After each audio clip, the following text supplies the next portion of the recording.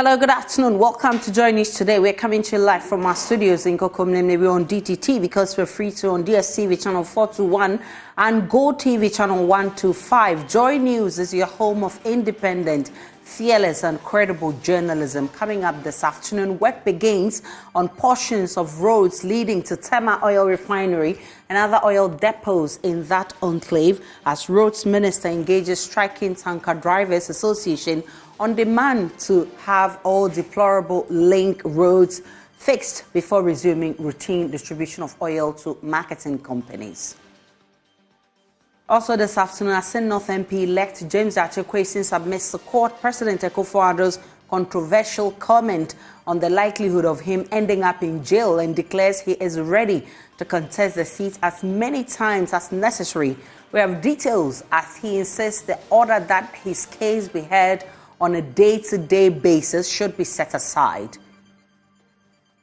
Plus, jobs of 3 contractors working on government's Agenda 111 project terminated as government reiterates commitment to completing ongoing projects. Details from the Special Advisor on Health.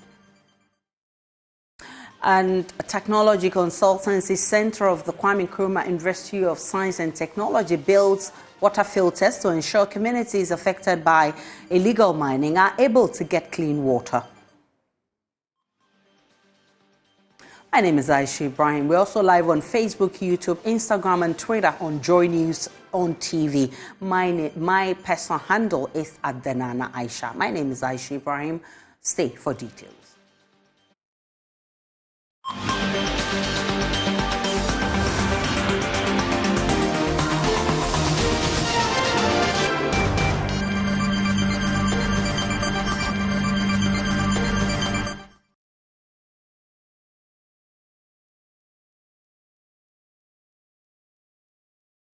Striking tanker drivers have refused to return to work unless the awful roads leading to their depots are repaired. Despite pleas from the Ministers of Roads and Transportation, the drivers went on strike on Monday, suspending deliveries and threatening the businesses of over 4,000 outlets, with some already reporting shortages. Kwesi Amoakwanta, Minister of Roads and Highways, visited the drivers earlier this morning in Tema, accompanied by Transport Minister Kwabena Siama, to promise them that the roads would be prioritized and to urge them to resume work.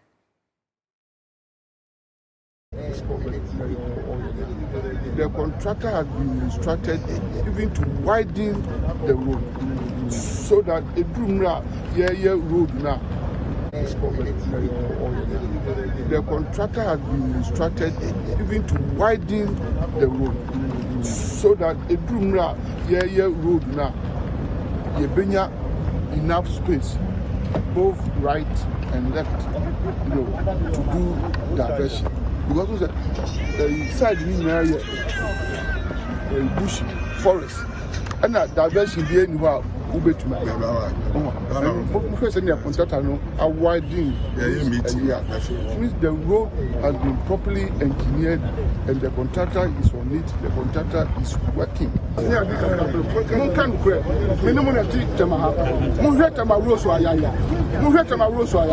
No, so this one is a major and a support to the economy of this country. A national security assembly. So we are with you, and I am pleading with you, sir. In fact, so many executives here, many chairman for me as executive for in Asia. I'm going to propose something. And now, before I the engineers now, the joint technical committee may appoint about 3-4 of my engineers. Now, most of them said, 3 or 4. Okay, now only joint committee. We know the impact your work plays in the economy, so we will do all we can to assist you. Beginning today, we are going to form a joint technical committee to help resolve the challenges. And you see me going around all the time. With this discussion, I promise you, every week, once a week, I'll be coming here. I'm telling you, put me on record. I just said we have service, but to find outside the country. Me to find me deputy minister, and me chief director. The pleas to the drivers, however, will not be heeded. The association says it will not begin any fuel delivery until the roads are fixed. Sunday Alabi is vice president to the Tanker Drivers Union.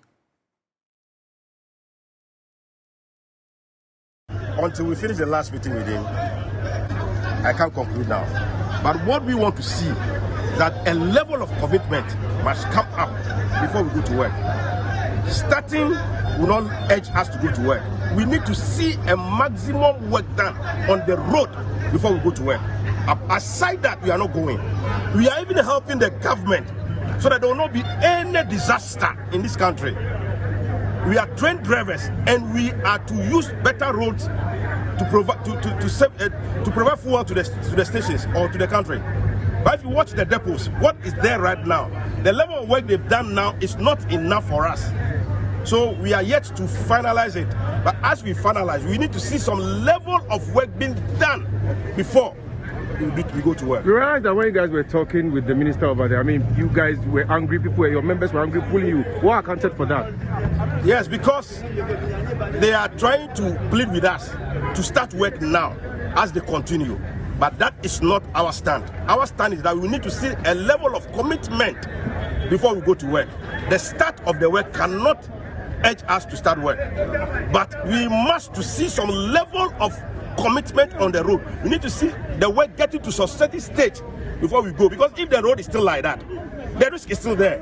So the risk must be taken off. So at least let them grade it first. Tama correspondent Elvis Washington joins us with more.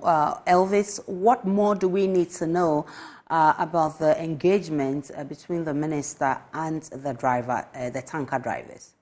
As I speak with you, the minister saw on the 7 kilometers on refinery road has actually come to an end, and he currently locked up in a meeting with the executives of the drivers union.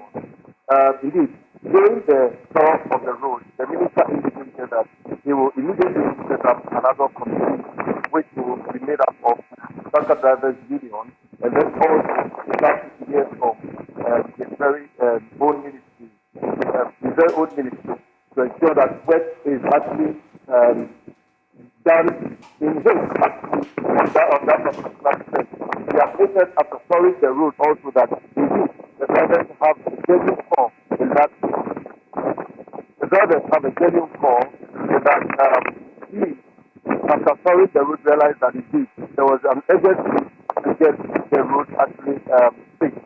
He went ahead to also say that he was going to transfer his regional direction to immediately move to the various routes that are in the various depots so that work can immediately commence on them as well.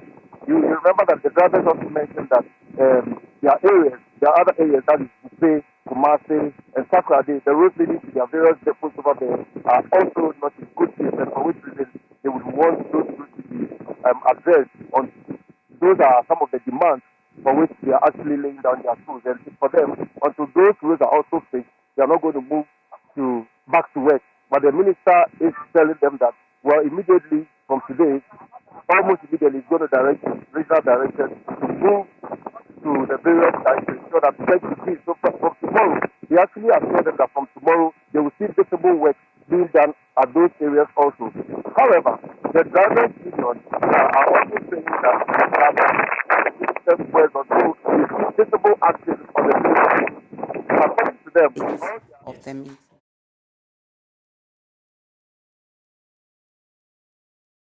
Washington bringing us updates of the meeting between the minister and the striking tanker drivers. As you heard him, their chairman says that they will not do any delivery until the roads are fixed. The minister has been pleading with them to actually start delivery because he says they will prioritize the road.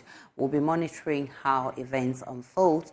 We'll definitely bring you more on this. Let's take a break on Joy News Today. We'll bring you more shortly.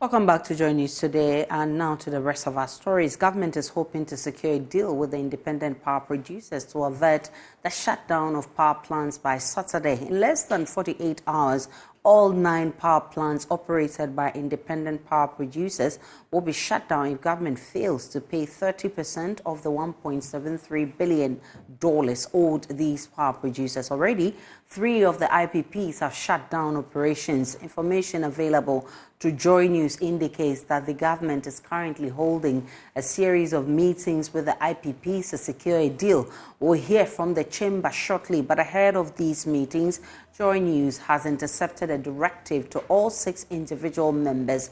My colleague James Aveji has been studying that. He joins me in the studio. First, what does the directive say, James? Well, so that directive actually, it first of all saluted the resolve of the IPPs to make sure that what they are demanding is achieved. Now it went further to entreat the IPPs to go into that meeting with government, staying with that resolve, the commitment. They are not supposed to receive anything less than the 30% that they are demanding government to pay. We know that earlier the meetings with these IPPs were all was actually done on behalf of the chamber, but now government is demanding to meet them individually, and that is the reason why the IPPs are saying the chamber, actually this memo is urging all of them to go there in the interest of the demands. None of them is supposed to go and accept any other negotiation apart from the resolve to get the 30%, and so that's basically what the memo is entreating them to do as they meet government. We know about a meeting that's supposed to be between the IPPs and government. Has that happened? So they actually met the Mines and Energy Committee on Tuesday and had an interaction with them. The expectation was that the Mines and Energy Committee would somehow intervene to avert the June 30 shutdown. But that did not happen, and so the Energy Committee was not able to convince them to back down in the absence of payment. And so government put a step forward through the Finance Ministry to meet them on 27th and 28th of this month, which ideally that meeting would have happened either on Tuesday or on Wednesday. But what we have picked up is that the meeting is currently ongoing. It didn't conclude yesterday, and so today they are currently in that meeting with the Finance Ministry. We do not know what the outcome would be yet, but the information we are picking is that they are in that meeting, and we are expecting that based on what they are telling us, they are not backing down on that demand of the 30%. And so, yes, to be paid by government. And so by close of day, if government is not able to send that money into their accounts, then by Saturday, which is the 1st of July, we risk they shutting down the rest of the 6 plants. We know that 3 are already off, and so the rest would also be going off. And if that happens, we know that they give us about over 40% of the power that is being generated. The IPPs hold about 40% of that. And so if they should shut down all their plants, it means all of us are going to sleep in the dark. Exactly. We are going to lose about 40%, and that would have some huge implications for the power sector and for all of us. This is a meeting that we'll be monitoring. Definitely we'll get the outcome and we'll share with you, our viewers. Let's move on to other stories. Presidential Advisor on Health, Dr. Anthony Nsiah-Sarri, says the government remains committed to completing all hospital projects under the Agenda 111 initiative across the country. According to him, contractors have been instructed to speed up work on the project, emphasizing that funds have been secured for their completion. Already, 3 contractors have had their contracts terminated and re-awarded. Dr. Nsiah-Sarri addressed the minister's press briefing on progress of Agenda 111 project at Trede in the Ashanti region. Inshallah, government will all what has started. That is the vision and the aim of His Excellency the President, to commission them before the midnight of 6th of January 2025. All those that we have started. And if you go to wherever the sites projects are, where we have gone to, the chiefs and the people know what is happening there. So it's no amount of propaganda will stop Agenda 111 from going on. And all the ones here in Trede, we are very pleased, we are very happy what we have seen here. So when you finish, you can go around and take the pictures and show the people of this country.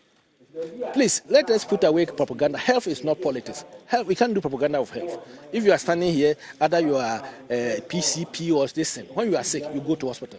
You don't go there with your party card. You go there, follow your insurance card, and then you will be seen. The employer, which is the office of the president or the government of Ghana, that the work is not going on. And we don't shy away from terminating the contract. That's why we have terminated some contracts and re-awarded them. How many of the projects are you expecting to commission by the end of this year? You will know that. Let us finish the rounds, then I can tell you in confidence that by the end of this month we will finish these projects. I won't tell you here so that you go and quote me. Because you see, force majeure can happen. But let us move on. We'll be moving on now. We have told you can walk in here at any time. We will inform the DC and the consultants and come and see the work is going on or the workers have left the site. When you came here, you said the workers here. Even when we are working, they're also working. That's why the electricity issue, because there's no light here. We are also trying to bring the light here. There will be transformer here. Everything will be here. So just be with us, pray for us, and pray for His Excellency, the President, and the government. We will deliver. This is a huge employment opportunity. There are about 101 district hospitals, 7 regional hospitals. We employ, even a typical district hospital like this, the total number of people that we employ here will be more than 100.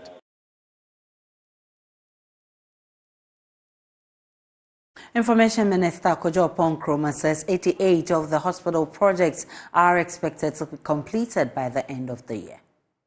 So as I mentioned, the project targets 111 projects. The brief I have is that 88 are currently under construction. It's grouped into 8 zones. In those 8 zones, you will find 54 projects. We have visited 33 sites so far. And we thought that today, coming to Trede, which is where it all began, it's important to showcase from Trede all that has gone on so far. We have also provided you with the reports of the sites that we have visited so far. The majority of them that are doing well, the few of them that are behind schedule. We've also updated you on the ones we've had to terminate because they are behind schedule. And so our expectation is that as we go along throughout the rest of this year, visiting all of these 88 sites that are already experiencing work, you will help us let the nation know that Agenda 111 is happening. I think as was mentioned, the expectation was to finish within 18 months of commencement of work. So whenever anybody started work, the view was that within 18 months they were supposed to be done with it. It's nearly 2 years. You see the progress of work so far. Like here, I think it's above 60% or so. They have explained the challenges that they have had, some of which have been addressed. And we continue to go along with the expectation that we will be able to complete these projects within the districts so that they can serve the people and serve them well. Some members of the NDC have been welcoming the MP-elect for Asen North, James Jachekwesing, as he shortly declared that he is ready to contest the seat as many times as necessary, as he insists no legal process will deny him his quest to bring development to his people. Despite recapturing his seat in Parliament, Mr. Kwesing still has a legal hurdle which potentially threatens his freedom to confront. His lawyers informed the court they want the trial to be put on hold as its earlier ruling directing a day-to-day hearing is unlawful.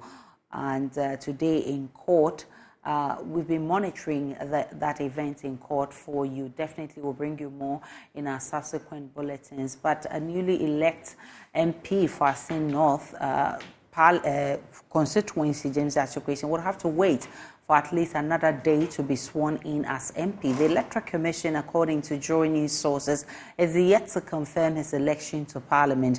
The MP-elect is not in Parliament today as he had to attend court for his criminal trial. Parliamentary Affairs correspondent Kwabena Sante joins us with more. Kweku, the expectation was that James Jachikwesin would have been sworn in this morning. What have we been able to pick? So you are right. The expectation was that James Jachikwesin would have subscribed the oath of members of Parliament this morning, but that has not been done. In fact, he himself is not here. I've been trying to dig with Joy News sources to find out what exactly might have happened. Our indication is that the Electoral Commission is yet to forward the instrument of election to the Speaker of Parliament. That will seek to confirm officially, although everybody would have taken judicial notice by now, that James Jachikwesin was elected. The Parliament would have to be officially confirmed this from the Electoral Commission. And so in the case of the Kumewu by-election, the Electoral Commission forwarded this instrument to the Speaker of Parliament to enable the institution swear in James Jachikwesin. That has not been done yet. And the election concluded in the late hours of Tuesday. Wednesday, that's yesterday, was a holiday. That would have meant that the Electoral Commission would not have been able to prepare the necessary documentation. The expectation was that this morning that would have been done, but it has not been completed. So our sources indicate that the expectation is that by the end of today, the Electoral Commission will be able to forward the instrument of election to the Speaker of Parliament so that tomorrow, Friday, James Jachikwesin can take his oath and take his seat in the chambers of Parliament. NDC MPs are still in a jubilant mood. Tell us the mood in the House, Kweku. So NDC MPs came in largely wearing white. Almost all of them that I've seen on the floor of the House today are clad in white dresses. I've been asking some of them, and they say that they're excited that James Jachikwesin, despite all that he has gone through, has been able to win his election. They say that marks justice. They say that shows that the Ghanaian people are really well in tune about the machination of the government. And so that is why they came in clad in white, and they are going to do so until James Jachikwesin is sworn in. That will be tomorrow if all things go as planned. And so they are still really excited about the election and are going to celebrate this for the next few days. So what else is Parliament considering today? We know last Friday the House was empty. Today, luckily, they are in. What else are they considering? So the Speaker of Parliament initially directed that the anti-gay bill be taken for the second reading, that is last Tuesday or today. That has appeared on the other paper now, and so we expect that some work will be done on it. I haven't seen the chairman or his ranking member on the floor yet, so we are yet to see how the progress will go. But also there are questions around the energy ministry. They are asking questions about, supplying electricity to the various parts of the country. And so the minister is on the floor now answering those questions. But also I've seen Ken Ofori-Atta, the finance minister, come in. The finance minister and the works and housing ministers were directed last week by the Speaker of Parliament to appraise MPs on the specifics of the flood situation in the country. And so that is expected to be done. And so we expect that by the end of the day, the finance minister and the works and housing minister will appraise MPs on what exactly they are doing to deal with the flood situation in the country. Kwabena Sante is our correspondent in Parliament. He's been updating us on what is happening in the House. Certainly, there is more for you in our subsequent bulletins. Away from Parliament, illegal mining has left many river bodies unsuitable for both industrial and domestic activities. The Technology Consultancy Center of the Kwame Nkrumah University of Science and Technology has been building water filters to ensure affected areas are able to get clean water. Love FM's Kwesi Deborah has more. So these are the materials that we'll be using for the production of the water filters. We have the binder and the kaolin clay and water.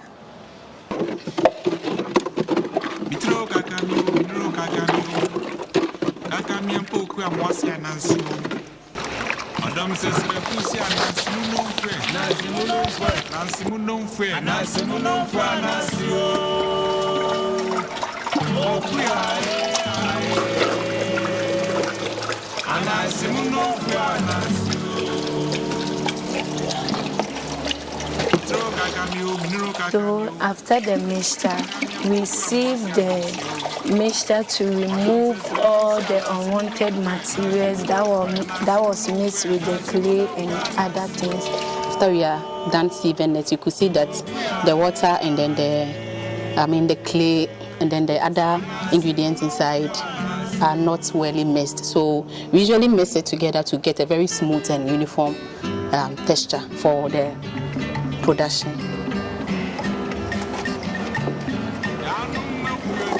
So this is what we've gotten after the sieving. We have to mix them uniformly before we start casting.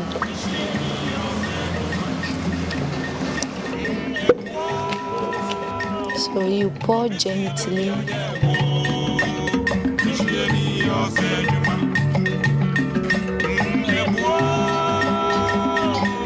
This is the second run in topping up.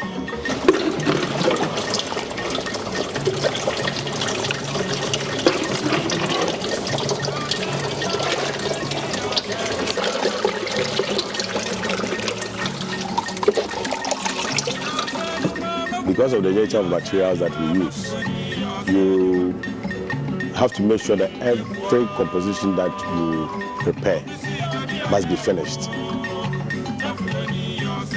If you don't finish it, what will happen is for a day or two, there will be a fermentation taking place, creating more bigger pore sizes. Okay, that also has its own application, but that's not what we want as entrepreneurs or as businessmen wanting to make money for the purpose with which it has to do. Yes, of course, when it ferments, we have this macro pore sizes, which we use in pre-treating the industrial waste first before fine treatment of the pre-treated water for whatever application you want to do, either food processing or drinking in the house and that kind of thing. So despite that it's a don't, it also has its own interesting application. After casting, you leave them for some few minutes, and after that you pour out the excess that are in the mold.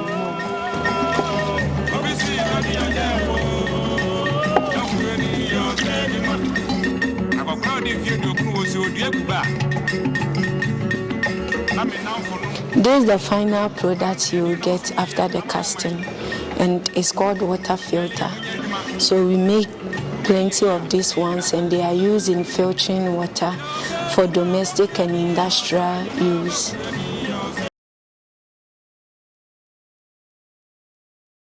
And back to our earlier story on the Agenda 111, Information Minister Kojo Ponkroma says 88 of the hospitals are currently under construction. Let's still stick with the Ashanti region because it is least expected that Okomfo Anokye would break his allegiance to the Ashanti Kingdom in pursuit of his ambitions.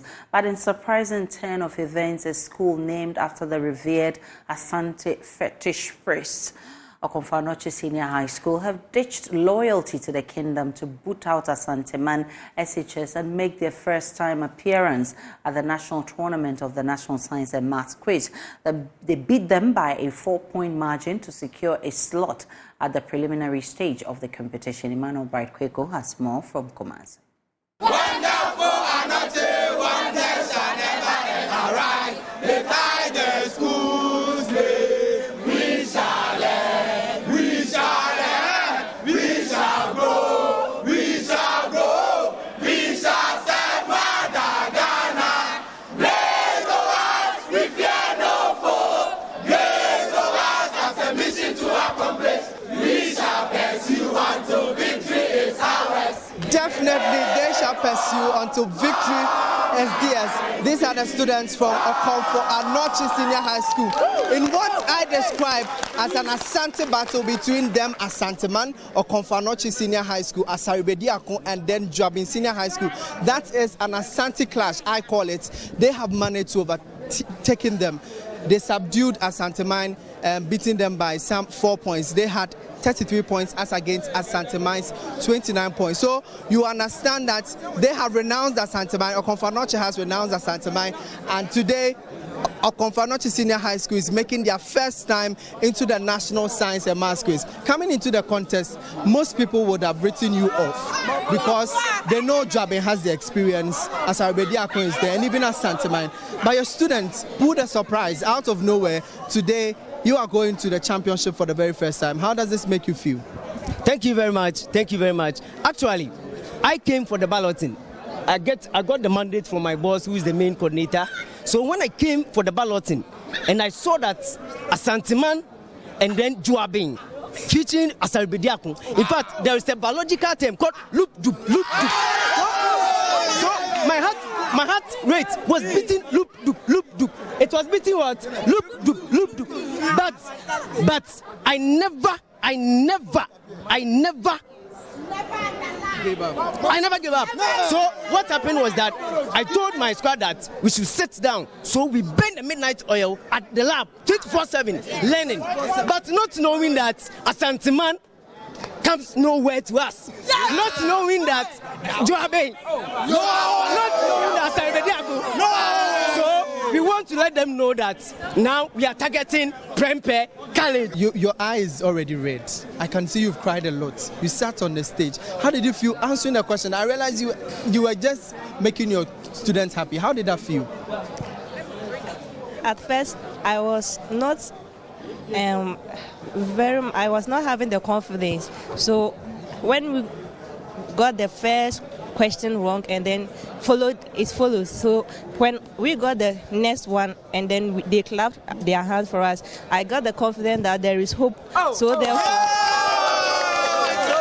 how does this make you feel leading your school to the championship for the very first time? I would say you are, let's say, the Yasantua for Kwabena. How does that make you feel?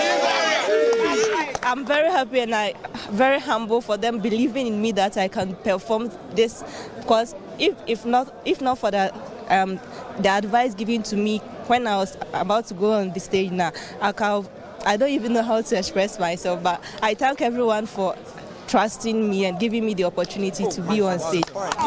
Sure. I'm so overwhelmed. Like, it's out of imagination. We even didn't think about this victory at all. And at least this is our first time. We have had several trials, several contests with great schools, and we always run last. But this is so surprising and amazing. We thank God for today. Finally, you told me your target is Prempeh College, Opokuware. What message you have for them? Prempeh College, seniors, Opokuware. Please, I want you to know, I want you to watch here. This is your campus. Now, the regional championship, we want to be in the same seat with you, and we are coming live and coming. The teachers, the students, and even old students of Okomfo Senior High School says they brought the Sikeja Kofi into the Asante land. So this time round, during the regional championship for the Ashanti region, they are hoping to make it and clinch it for the very first time as they are moving ahead to the national tournament for the very first time. From here in Kumasi, my name is Emmanuel Bright Kweku. I'm back here in Accra in the studio in Kokomlemle. My name is Aisha Prime. Let's take a break. When we return, there is more in business.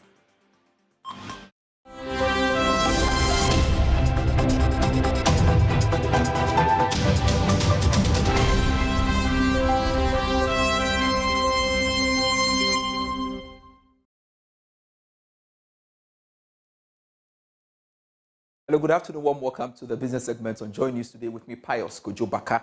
Now, the Ghana Institution of Engineering have charged its members to exclude professionalism in their operations.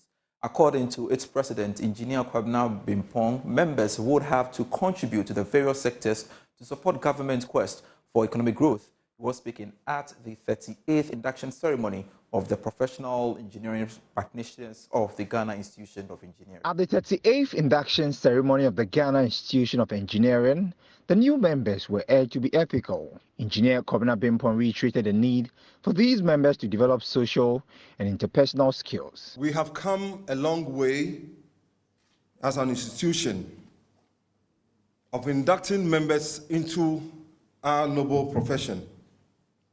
However, I believe that there is more to it than just becoming a member of this great institution. Our induction today must not be a matter of ticking the box in your professional career development, but must start a journey of contributing positively to your calling as an engineer. Executive Director for the Institute, Engineer David Kwetia, said engineering practitioners are the helm of innovation and expansion, hence its members must exceed technological necessities. Development initiatives instill pride and ownership in the populace. It encourages innovation, ambition, and excellence in the next generation of engineering practitioners and entrepreneurs. Local content improves infrastructure and fosters inclusive, sustainable growth for all Ghanaians. Our initiatives must incorporate environmental sustainability, community welfare, and resource equity. After completion, we must ensure the safety, integrity, and functionality of our infrastructure. The institution inducted 207 engineering professionals spread over its 4 main technical divisions, namely civil, electrical, mechanical, and chemical. Now, the managing director of Omnibusik Bank, Daniel Asiedu, has stated that the bank will continue to engage its customers through various social platforms as part of its corporate social responsibilities. He explained that such an initiative will help the bank identify the needs of small businesses and its staff through the engagements. There is more in this report. The health walk covered a distance of 11.46 kilometers, commencing from Bema Camp and passing through 37 encantonments. The event witnessed the enthusiastic participation of thousands of individuals from diverse backgrounds, including Omnibusik employees, representatives from other corporate organizations, and members of the public. Speaking to Joy Business, Managing Director of Omnibusik, Daniel Asiedu, assured that the bank will continue to use the opportunity to bond with local businesses.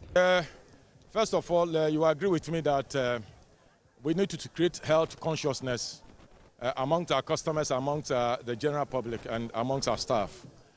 These days, if you look at the rate at which you see obituaries at a very young age, I think it's quite disturbing.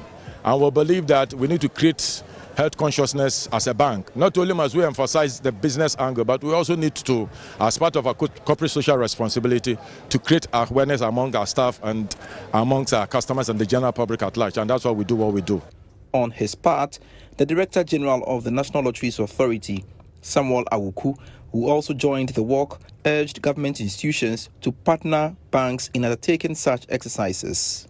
I think it's extremely important, and it's an exercise that, first of all, is geared towards cleaning your system, geared towards energizing you, the circulation of the blood, and also ensuring that at least you deal with some basic diseases that does not helping you down. So it's an important thing that I believe that ourselves, the NLE hours is development through games, and you can only be active to play a game. And it can only be active when you are also alive. And we believe that our partnership with Omnibusik, we commend them. We see them as a serious and important corporate partner in whatever we are doing.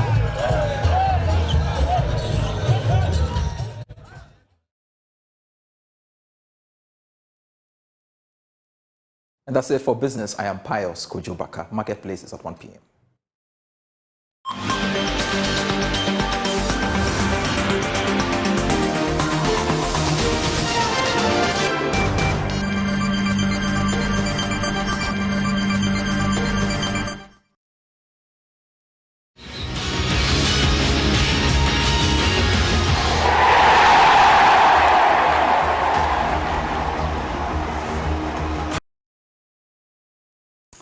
Thank you for staying with us. I'm Gary Al Smith with the sports. And 143 days ago, Christian Achu died. He passed in the unfortunate events in Hatay, Turkey, when the earthquake struck.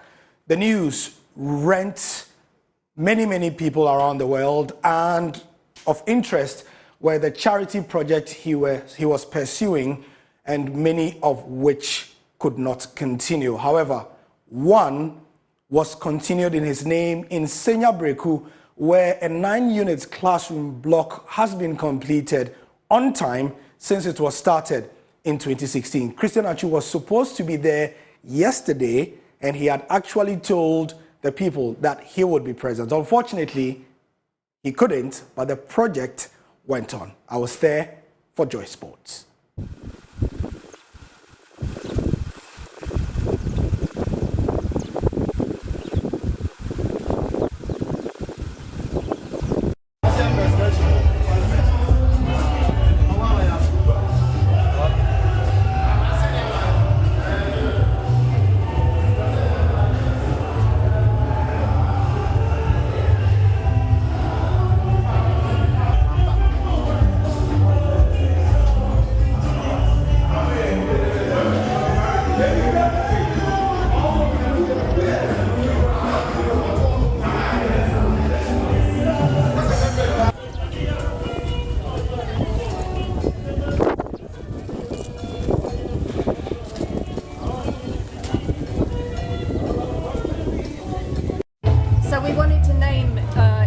Classrooms, and we were kind of like back and forth with ideas, and we eventually came up with elements.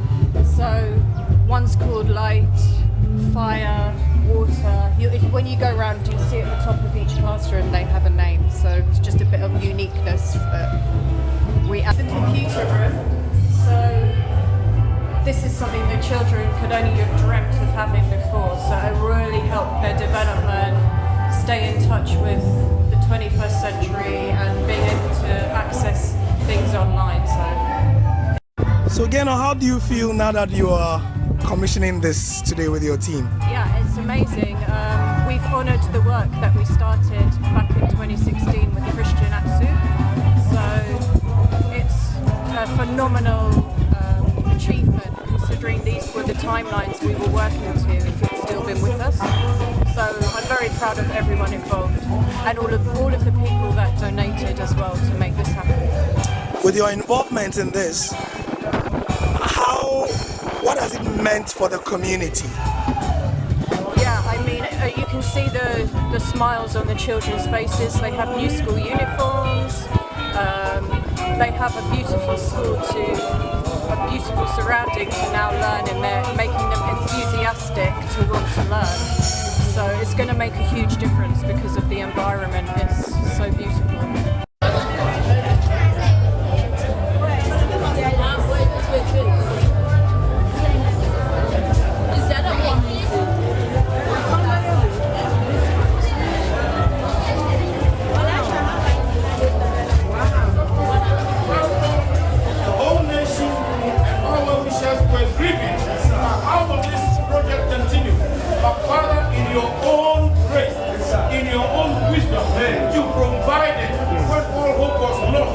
For the completion of this project, for which reason we thank you. Amen. Father, we thank you in the name of Jesus. Amen. Now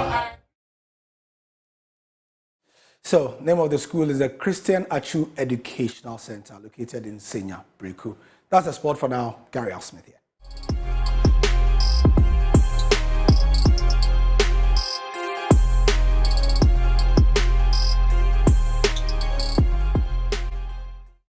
Time now for showbiz. Ghana's youngest musician, Nana Kwache, popularly known as Photocopy, has announced he's releasing his new song today, actually, June 29. Speaking during what he described as his address to the nation, he used the opportunity to thank Ghanaians for putting him on the right path after his recent controversial comments he made about another musician. Good evening, Ghana. Good evening, everyone. I believe by the grace of God, we are all doing good. I'm here this evening to say a very big thanks to God, my father, Kwache, and to everyone out there who has supported and believed in me through this journey. You have all shown me so much love for just my ended event, which took place on the 25th of March 2023 at the F4 Sutherland Park and the Odubongwe School Park. It wouldn't have been possible without your prayers, love, and support. Special thanks to my seniors, big brothers and sisters who came to support my event. and I'm super grateful. My dad said, gratitude is very important. And truth to be told, I'm very grateful to Ghanaians and everyone around the world for the discipline you have given me these past months. You have shown me I am loved and a national asset. There are so many kids in Ghana of my age, but you have too shown me I am a child and needs to be corrected when I go wrong. And it's a promise I will never misbehave again.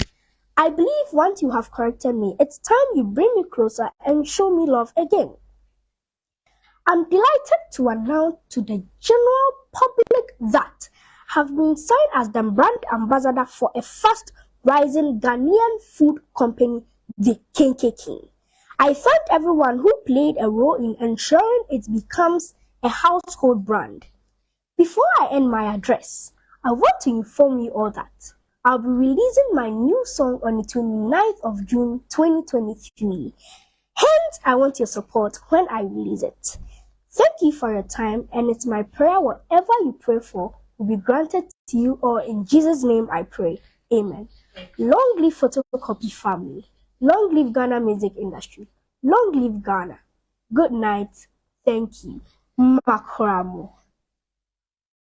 Photocopy for you. Dancehall artist Somboy held the Zambian leg of his Fifth Dimension tour over the weekend in the city of Lusaka. The event, hosted by Mozo TV, Ghanaian-owned media outfit in Zambia, saw prominent Zambian music industry personalities such as Yo Maps, Mampi, J-Rocks, Zozoa, and many others in attendance. The musician also paid a courtesy call on the Ghana mission in Zambia, introducing his new body of work.